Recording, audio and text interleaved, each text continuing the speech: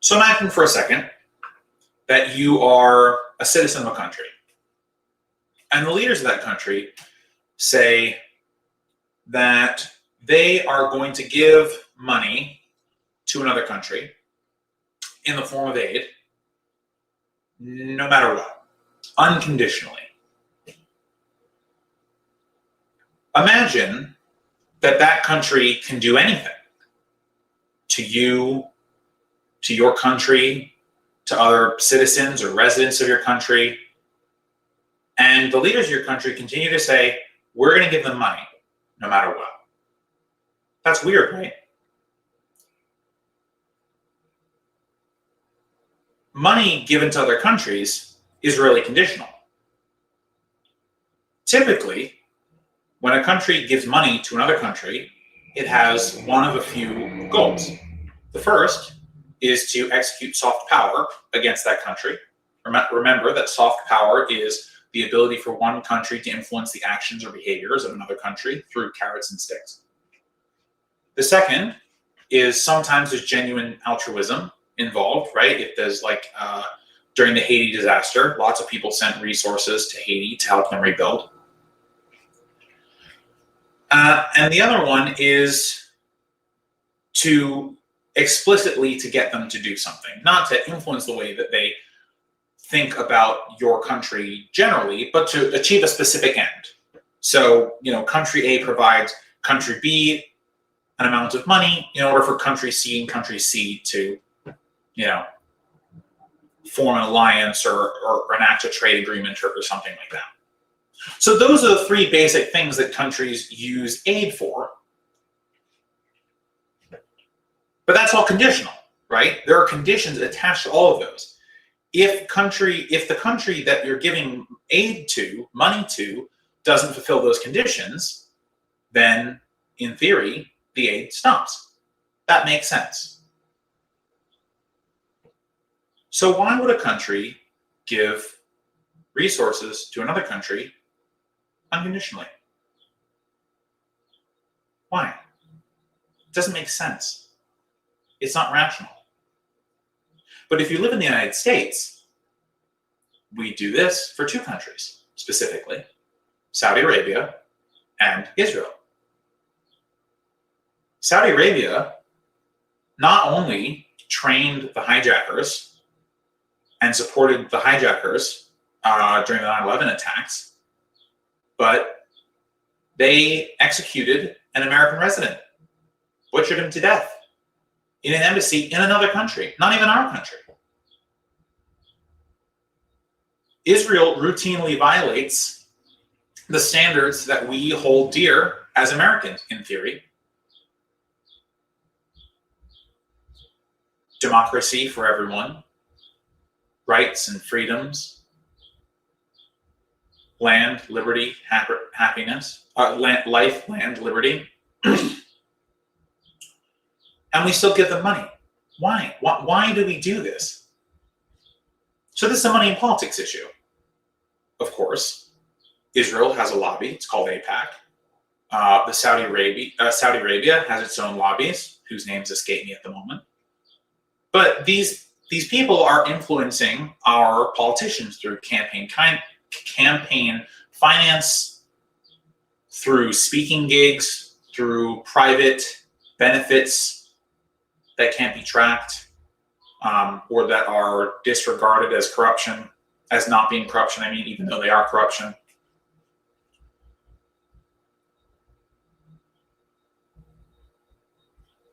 There should be no situation where any country, including the United States, gives money away for nothing.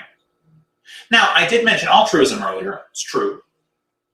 But that money is going towards a specific thing. It's altruistic. It is literally a handout. And I don't mean anything normative about the word handout. It just is one, right? The condition that triggers the giving of the altruistic aid is that someone's hurting and they need help. So let's take it back to Saudi Arabia and Israel. So we essentially just give them money every year, billions of dollars, for nothing. Is there a condition there that maybe I didn't mention at first? as to why we do this. Is Israel in some terrible need? Is Saudi Arabia in some terrible need? Do they have disasters every year that we just have to give them billions of dollars? No, of course not. That's ridiculous. They're not having disasters every year. In fact, Israel and Saudi Arabia have benefits for their citizens that we don't even have. Israel has universal health care. I have been to Israel. I've used their universal health care. It was great. I didn't have to pay anything. Saudi Arabia, same thing. Now, I haven't been to Saudi Arabia, so I don't know, the quality of their healthcare, but Saudi Arabia doesn't need our help. They're not having disasters every day, every year.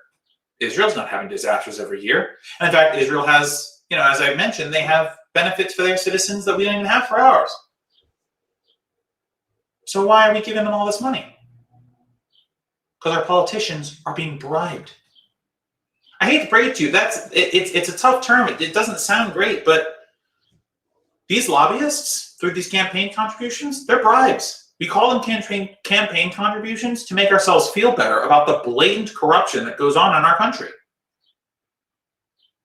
And by the way, it's not like the Saudi lobby and the Israel lobby are the only lobbyists that exist for other countries or even other interests. There are lobbies for tons of things. And we know this because our government is essentially bought and owned by the pharmaceutical and oil lobbies. But we can at least act on, we can at least change the way that those lobbies behave in some ways. We can regulate big oil, we can regulate big pharma. It's hard, we can do it. But we can't impose on other countries without using this carrots and sticks approach of the money, right? The conditional, the soft power. But once you've taken that option off the table, once you've said that the money is unconditional, there is no changing these countries at all. We have convinced ourselves in the United States that it makes sense to take two countries who, by the way, don't have perfect human rights records either. We don't, but they don't either.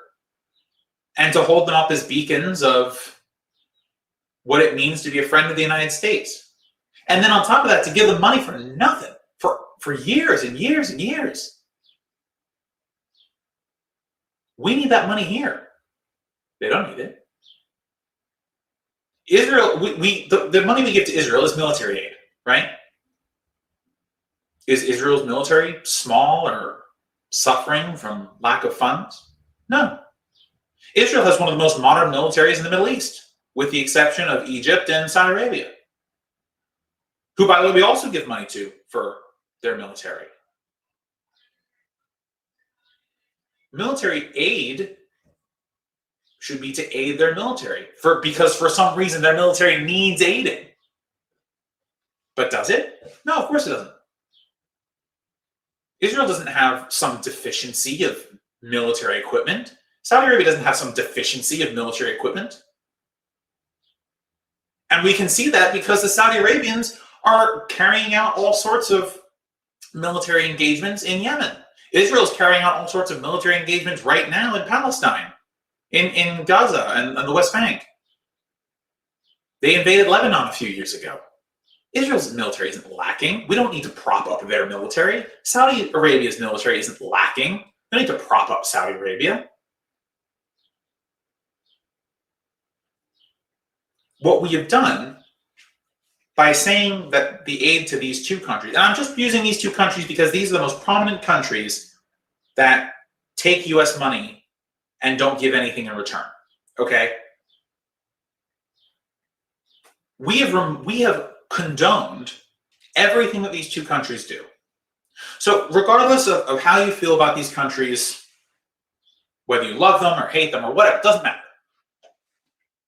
By giving away our money to them every year for nothing and saying that the aid to them is unconditional, we say you can do anything. We said to Saudi Arabia, you can kill American residents. You can butcher them. We don't care. We'll give you money anyway. Israel does and says things that are against US interests. We don't care. Just give them more money. All aid that the US gives, but any country gives, should be conditional. There should be some reason that the country takes its resources, and look, we have a fiat currency, modern monetary theory, yada, yada, I get it. But the truth is, there are still resources that we give.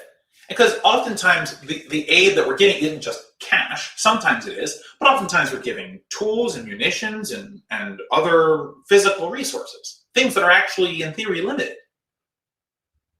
We should not do that unless the nation who's giving it should get something in return, right? Now, if you want to have a conversation about whether giving aid to any country makes sense, I don't want to tackle that now. The truth is, the US gives money to nations for all sorts of things. They give it conditionally all the time. The point that I'm trying to make here, specifically here, is that we should not allow, under any circumstances, for the country that we live in, and if you're living in another country, it should apply for your country too. You should never allow your country to just give money to something unconditionally. There should always be terms involved in that. Because if not, then anything they do with that money, you condone it. You say, I approve of that behavior, whatever it is. And that is,